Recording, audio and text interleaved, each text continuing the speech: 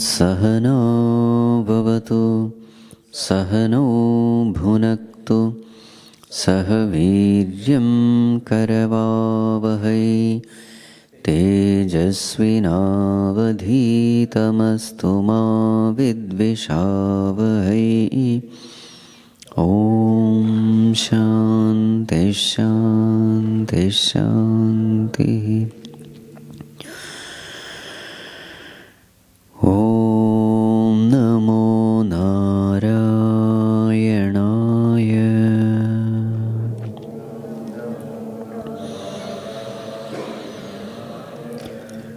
ॐ नमो नारायणाय।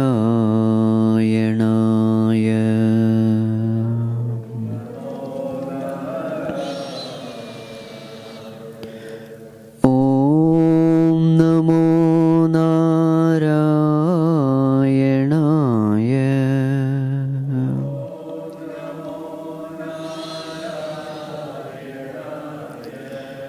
ॐ नमो नारायणाय।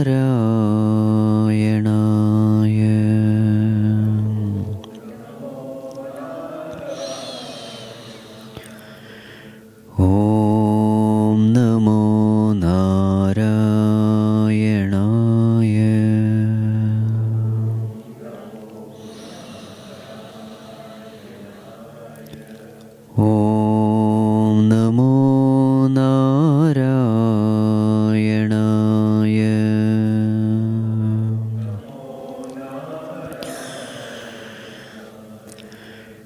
ॐ नमो नारायणाय।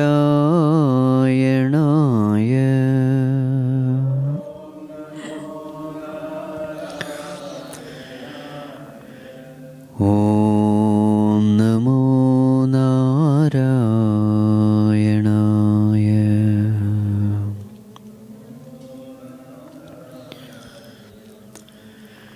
ॐ नमो नारायणाय।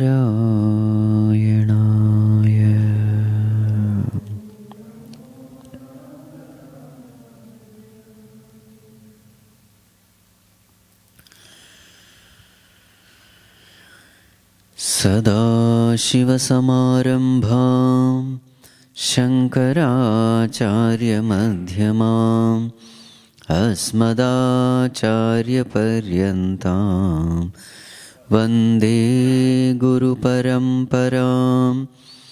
श्रुतिस्मृतिपुराणानाम् आलयं करुणालयं नमामि भगवत्पाद शङ्करं लोकशङ्करं। शङ्करं शङ्कराचार्यं केशवं बादरायणं सूत्रभाष्यकृतौ वन्दे भगवन्तौ पुनः पुनः। समस्तजनकल्याणे निरतं करुणामयं नमामि चिन्मयं देवं सद्गुरुं ब्रह्मविद्वरं सद्गुरुं ब्रह्मविद्वरम्।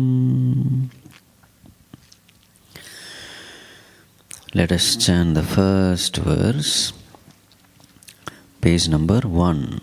Repeat once. तज्ज्ञानं प्रशमकरं यदिन्द्रियाणाम्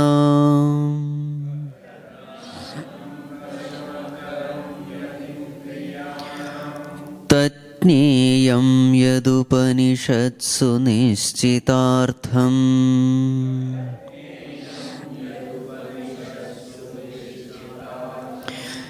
ते धन्या भुवि परमार्थनिश्चितेहाः।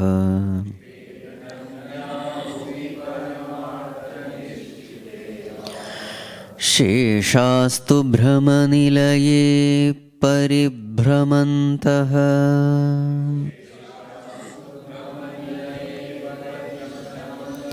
together तज्ज्ञानं प्रशमकरं यदिन्द्रियाणां तज्ज्ञेयं यदुपनिषत्सु निश्चितार्थं ते धन्या भुवि परमार्थनिश्चितेहाः। शेषास्तु भ्रमनिलये परिभ्रमन्तः। तज्ज्ञानं प्रशमकरं यत् इंद्रियाणाम. It is not yadindriyanam, it is yat indriyanam, so yadindriyanam, hrusva. So what is knowledge?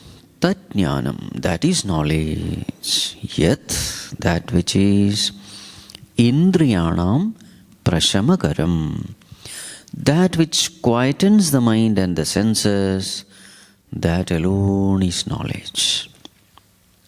And what is the source of this knowledge? Tatjneyam yad upanishatsu nishchitartham. That source of knowledge is Upanishad. That which is ascertained by all the Upanishads, that is this knowledge. So actually the Upanishadic knowledge is self-knowledge. So therefore we have to say it is a self-knowledge alone which quietens the mind. When we come to know our own true self, mind becomes silent. Because there is nothing to ask. There is nothing to desire. Everything is already there in us. Therefore the mind is silent. No other knowledge in the world can make the mind silent. Every other knowledge only makes the mind noisy. It is only the self-knowledge which makes it silent. Exactly like a person who is dreaming. In the dream he is going through various emotions, various ups and downs. But the moment he wakes up, what happens to his mind? Mind becomes silent. With respect to the desires, emotions of the dream, the mind becomes silent because he comes to know, oh, there is nothing else to desire. So therefore, the more and more we are getting rooted in self-knowledge, it expresses as a silent mind, not a chattering mind. So, te dhanya bhuvi paramartha nischita iha. So, who is the most blessed one? These people are the blessed ones. Who are they? They are very clear about what to seek in life. They are very clear about paramartha tattvam, the ultimate reality. And therefore, how does that conviction of this knowledge express in their life? Iha. They become sincere strivers. They sincerely strive to gain the knowledge of this ultimate reality, which is the Supreme Self. So there is a deep relation between how strongly I am convinced of something and how strongly I put forth effort to get it. There is a direct relationship. This is important because many times people attend satsang, but they are not serious about spirituality. So why are they not serious about spirituality? They are not serious because they have not clearly understood. the importance of spiritual knowledge. They just use it as a time pass, some peace of mind, some relaxation. But the more and more you become serious about spirituality, that is when you are truly understanding it. And as you truly understand it, you have to become serious in spirituality, and that seriousness expresses as striving hard. So this way we have to rate ourselves. If I feel that, I have understood whatever is said in the scriptures, but there is no desire to work hard, there is no desire to put forth sadhana, then understand there is some problem in my understanding. The example given is jata on fire, tivra mumukshutvam. Suppose a person, fire is there on jata, let it be, no problem, on 5 minutes. Then that means he has not properly understood the seriousness of the problem. That cannot be it cannot have a secondary priority. It has to be the primary priority.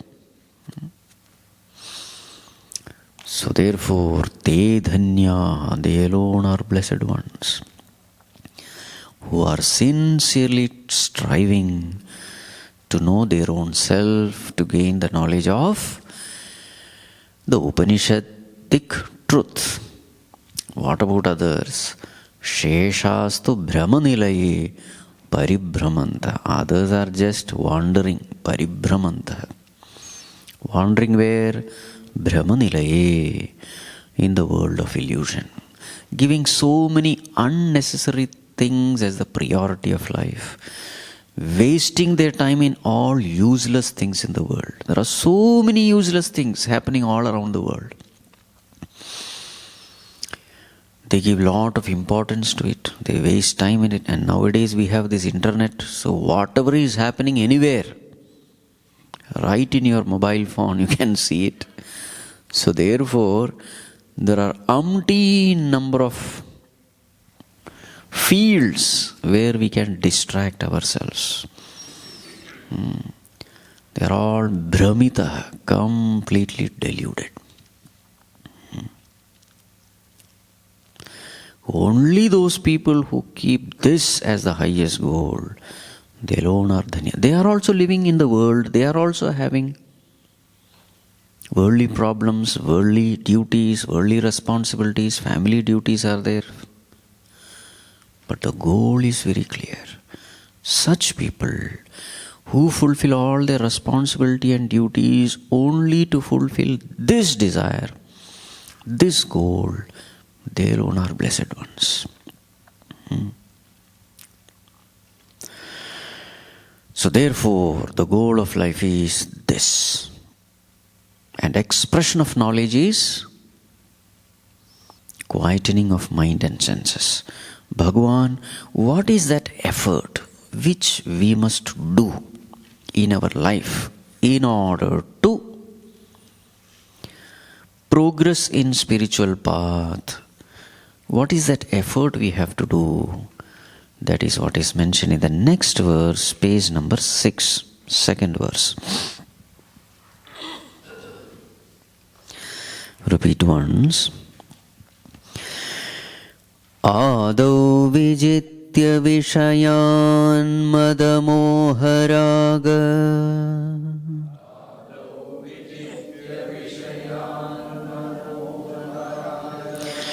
dveshādi shatruganamāhrita yogarājyāha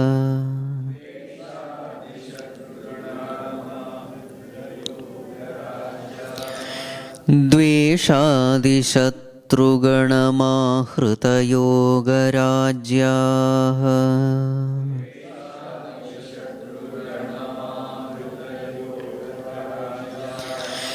Jnātvā matam samanubhūya parātma vidya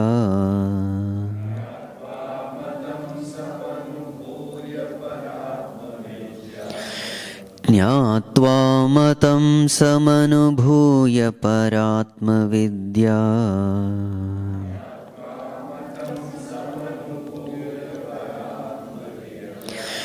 Kanta सुखं वनगृहे विचरन्ति धन्याः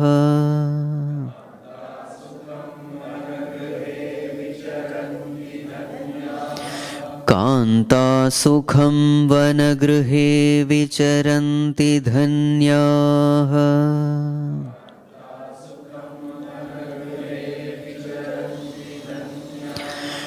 आदौ विजित्य विषयान् मदमोहराग द्वेषादिशत्रुगणमाहृतयोगराज्याः ज्ञात्वा मतं समनुभूय परात्मविद्या कान्ता सुखं वनगृहे विचरन्ति धन्याः. Once again. आदौ विजित्य विषयान् मदमोहराग द्वेषादिशत्रुगणमाहृतयोगराज्याः ज्ञात्वा मतं समनुभूय परात्मविद्या कान्ता सुखं वनगृहे विचरन्ति धन्याः. Yes.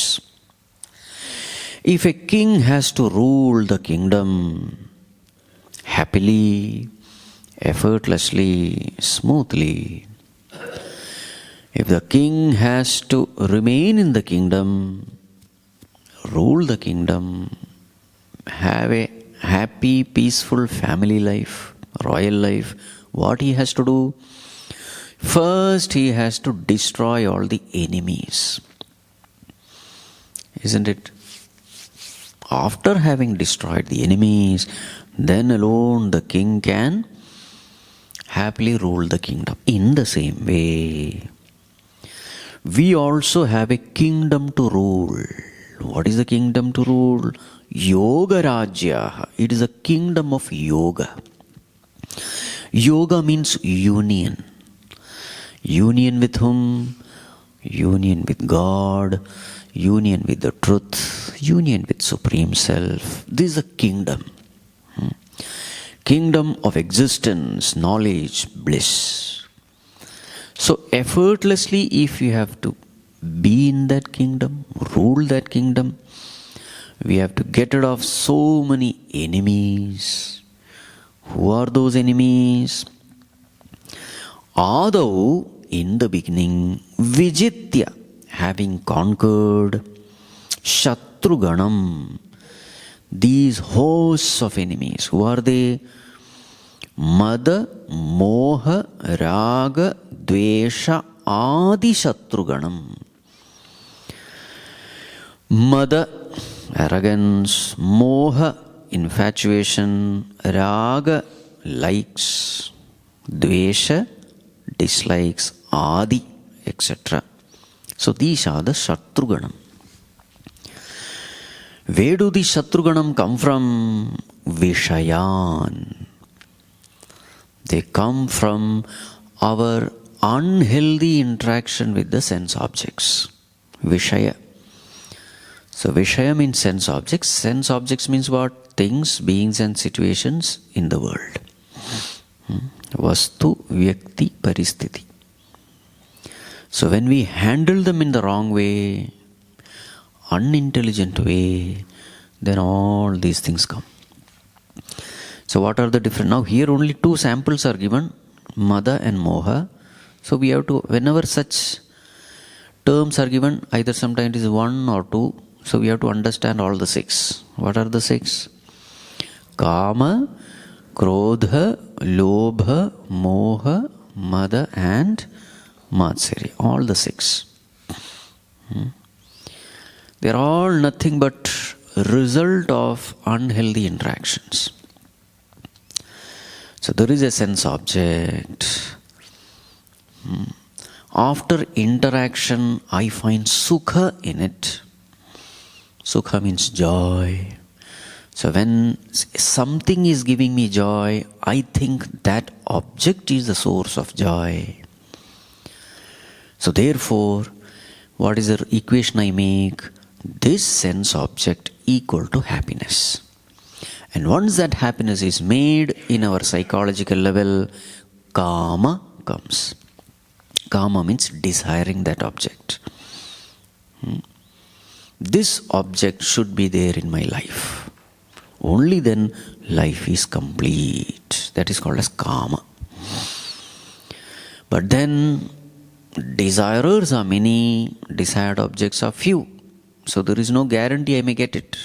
So when I am not getting it, that very same desire takes the form of krodha, anger. Greater the kama, greater will be the frustration born out of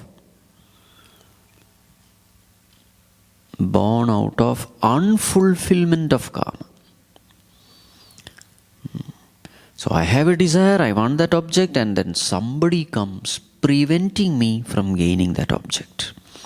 Remember, that object may be an idea also, okay? I have certain understanding about something, somebody says, no, you are wrong, it is this way. So object need not be an object. Very subtle thing it is. In study group, etc., I have to be very careful. I have certain understanding, somebody contradicts me, tries to prove that I am wrong, krodha will come. How dare you prove me wrong?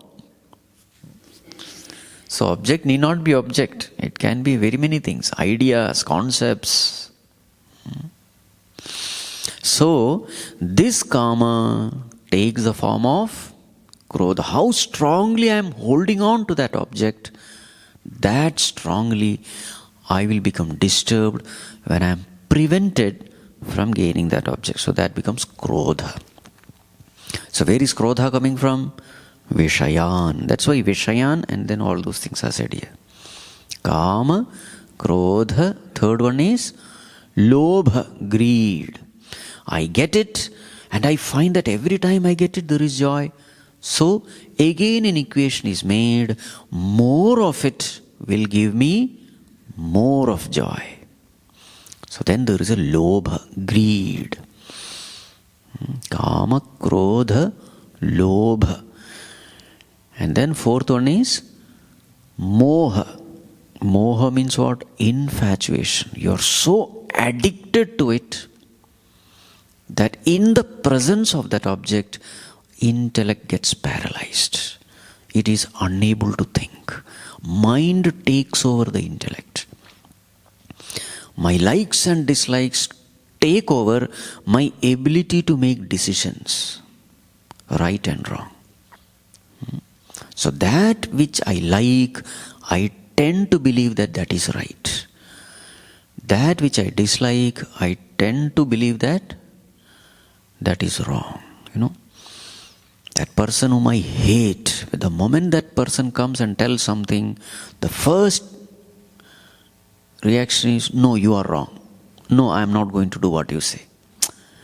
See, that is called as, intellect just gets paralyzed. That person may be telling something right, but then I don't want to listen to it because I don't like that person.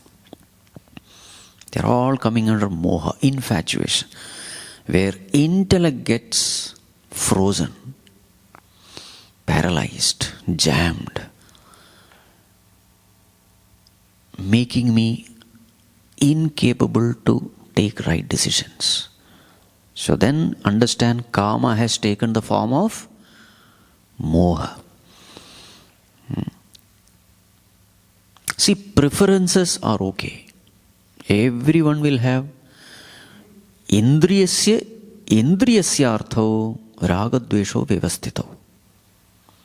Bhagavan himself says, the preferences will be there, every one of us, but may not this preference clog our intellect. This we have to be careful. So when we are extremely attached to something, infatuated by something, there is a tendency of it to affect the intellect. That we have to be careful. So that becomes moha. Kama, Krodha, Lobha, Moha. What's the next one? Mada. Mada means superiority complex. When do you have superiority complex? This desired object is desired by many. I have much more than my competitors. When that feeling comes, I feel I am superior to others. It can be wealth, it can be knowledge, it can be even Vedantic study also. That knowledge which is supposed to make you humble, that very same knowledge can make you arrogant also. I have been in the study class for so many years. How dare you oppose me, question me, challenge me? Okay, so that is called as Mada, superiority complex. But when I find that I have less and others have more, then comes jealousy, Matsarya. Matta sarati iti matsara. Somebody is going ahead of me? How dare? Matsarya. So these are all from where? Vishayan. Mada, Moha, Raga, Dvesha, Shatruganam they are. They are Shatruganam. They are Shatru because they will not allow you to rule the kingdom of yoga. They will not allow you to reach your own self. So, who is our greatest enemy? Our own negativities of the mind, not outside. A spiritual seeker must always keep this in mind. My enemy is not the one who is creating kama in me, krodha in me, lobha, moha, mada, matsarya in me. There will be somebody who will be creating all this. There will be somebody who will create raga, dvesha. That person is not to be blamed. It is my own unhealthy interaction. If I am addicted to smoking, it is not the pack of cigarette which has to be blamed. It is my unhealthy interaction. So this has to be understood. So these are the Shatrus. So what we have to do? Vijitya. Destroy them. Ahruta yoga rajyaha. And thus attain the kingdom of yoga. Okay. So purify the mind. After purification of the mind means removing all this negativity. After that, what should we do? Jnatva matam. Gain the higher knowledge. Matam here means that supreme truth. So first purify the mind, then gain the knowledge. So what is the sequence? Karma yogena mala nivritti. Through karma yoga, you purify the mind. Upasanaya vikshepa nivritti. Through upasana of the Lord, getting rid of agitations of the mind, chitta ekagrata. Chitta shuddhi through karma yoga, chitta ekagrata through upasana. Shravanena ajnana nivritti. Through shravanam, getting rid of ajnanam. Mananena samshaya nivritti. Through mananam, you get rid of doubts. Nididhyasanena viparita bhavana nivritti or vasana nivritti. So this is the way. So that is the meaning. Jnatva matam. Gain this higher knowledge through Shravanam, Mananam, Nididhyasanam, after having purified the mind. And then through Nididhyasanam, what happens? Samanubhuya. Anubhuya means experience. Samyak anubhuya means samanubhuya. Experiencing it fully. Samanubhuya paratma vidya. Experiencing fully that which is pointed out by Paratma Vidya, Paravidya, the supreme knowledge of the Upanishads. So what are you experiencing here? Experiencing that self alone is real. Firm abidance in the self. So now Bhagavan says, this is like Kanta Sukham. Kanta means wife.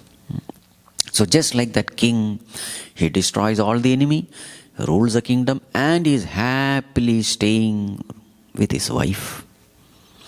So here, Atma Vidya is compared with the joy in the company of one's wife.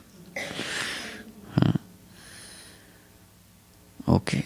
So provided that wife is obedient, service-minded, very loving. So this was the case in those times. So generally the wife used to be at least 10 years younger. So she would obey. She would listen to you. She is not an earning member. She takes care of children. She takes care of the house. And when you are sick, she will serve you. Never argue with you.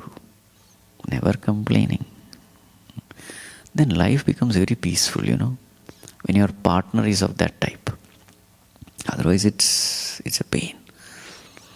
Kanta Sugam. So this Atma Vidya is like that wonderful wife. And in those times, concept of divorce itself was not there. Whomever you are with, you have to live with that person. So therefore, just like this wife who will ever remain with you, in the same way, once you gain this knowledge will also be ever with you. You will never lose it. And this knowledge is also this knowledge of the self. It will free you from all kinds of desires, worldly desires. It will give you contentment, fulfillment, joy, peace, fearlessness. That's the glory of Atma Vidya. Strength. Whatever you need, it will give you. It will free you from all sufferings, troubles, just like a very good wife. Kantha Sukam Vanagrihe Vicharanti Dhanya. And such a Dhanya, for him who has gained this knowledge, even Vanam becomes Griham. Vanagriham. Vanam means forest. Griham means house. For him, even in that forest, with all kinds of unconducive environment, with all kinds of ferocious animals also, that Vanam also for him will be like Griham. Because actually where is he staying? His joy doesn't come from the outer world. His joy is coming from his own peaceful mind. So wherever he is, Swarga or Naraka, the joy continues. Nandati Nandati Nandatyeva. In Vanam, actually in Griham, in our house, we are living with our relatives, isn't it? How are we related? We are related through blood relationship. So, if Vanam has to become Griham, all the Vanyajivis have to become my relatives, all the animals. And that's the glory of this knowledge. You come to know that all these animals, they are my relatives only. In what way? That self in every being is the self in me. So that way we are all related. So thus Vanam also becomes Griham. So what has to be done? First, get rid of all the negativities of the mind. Kama, Krodha, Lobha, Moha, Mada, Matsarya. Then gain the knowledge of the self and then rule the kingdom of yoga. Then wherever you go, you are happy, peaceful, blissful. This is the way the blessed ones live their life. More of it we will see in the next class. Om Sarve Bhavantu Sukhinah Sarve Santu Niramayah Sarve Bhadrani Pashyantu Ma Kaschid Dukkha Bhag Bhavet Asato Ma Sadgamaya Tamaso Ma Jyotirgamaya Mrityor Ma Amritam Gamaya Om Purnamadav Purnamidam Purnat Purnamudachyate Purnasya Purnamadaya Purnamevavashishyate Om Shanti Shanti Shanti Harihi Om. Shri Gurubhyo Namaha. Harihi Om.